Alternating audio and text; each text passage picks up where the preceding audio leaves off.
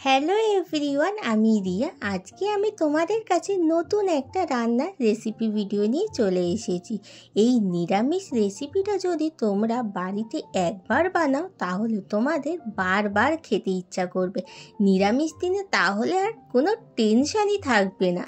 আজকে আমি যে রেসিপিটা বানাবো সেটা হলো পনিরের রেসিপি। আর নিরামিষ দিনে প্রায় সব বাড়িতে পনিরের কোনো না কোনো একটা আইটেম হয়েই থাকে, কারণ পনির আমাদের সবারই পছন্দের একটা খাবার। এই রেসিপিটা করার জন্য আমি 300 মতন পনির নিয়ে নিয়েছিলাম, আর সেটাকে আমি ছোট ছোট করে কেটে নিলাম। তারপরে একটা বাটির মধ্যে গরম জলের মধ্যে অল্প একটু নুন আর চিনি দিয়ে 10 মিনিট মতন পনিরটাকে রেখে দিয়েছিলাম। এই রান্নাটা করার জন্য যে মশলাগুলোকে লাগবে সেইগুলোকে একটা শিলনোড়ায় বেটে নেবো এবার। তো 1 চামচ মতো দিয়ে দিলাম পোস্ত, অল্প একটু চালমগজ, অল্প একটু কাজু বাদাম আর একটা কাঁচা লঙ্কা। প্রথমে এই মশলাটাকে বেটে নেবো। তারপরে দিয়ে দিলাম ভিজিয়ে রাখা গোবিন্দভোগ চাল, একটা তেজপাতা, অল্প একটু আদা নিয়ে আবারও এই মশলাটাকে বেটে নিলাম। তারপরে দুখানা মশলা বাটা হয়ে গেলে একটা বাটির মধ্যে মিক্স করে রেখে দেবো। এরপর কড়ার মধ্যে অল্প একটু সর্ষের তেল দিয়ে ডুমডুম করে কেটে রাখা আলুগুলোকে দিয়ে দেবো, আর দিয়ে দেবো অল্প একটু নুন আর হলুদ গুঁড়ো দিয়ে ভালো করে আলুটাকে ভাজা হয়ে গেলে সেই কড়ায় আবারও ভেজে নেবো পনিরগুলোকে।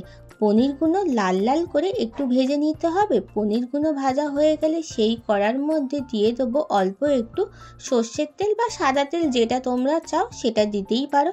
আমি দিয়েছিলাম সাদা তেল।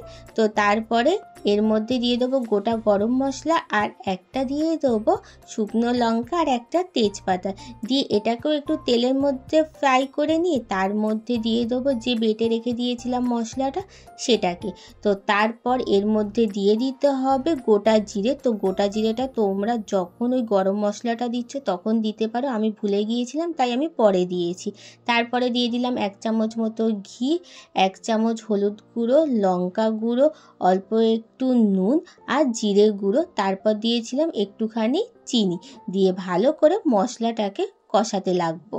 মশলাটা কষাতে কষাতে তেল ছেড়ে আসলে দিয়ে দিতে হবে ভেজে রাখা আলুটাকে। আলুটা দেওয়ার পরে ভালো করে মশলার সঙ্গে আবারও কষিয়ে নিয়ে তারপরে পরিমাণ মতন জল দিয়ে দিতে হবে। জল দেওয়ার পরে একটুখানি ফুটে আসলে ভেজে রাখা পনিরগুলোকে দিয়ে দিতে হবে। তারপরে ফুটতে ফুটতে দিয়ে দিতে হবে অল্প একটু গরম মশলা ওপর থেকে ছড়িয়ে, আর দিতে হবে 1 চামচ মতো ঘি।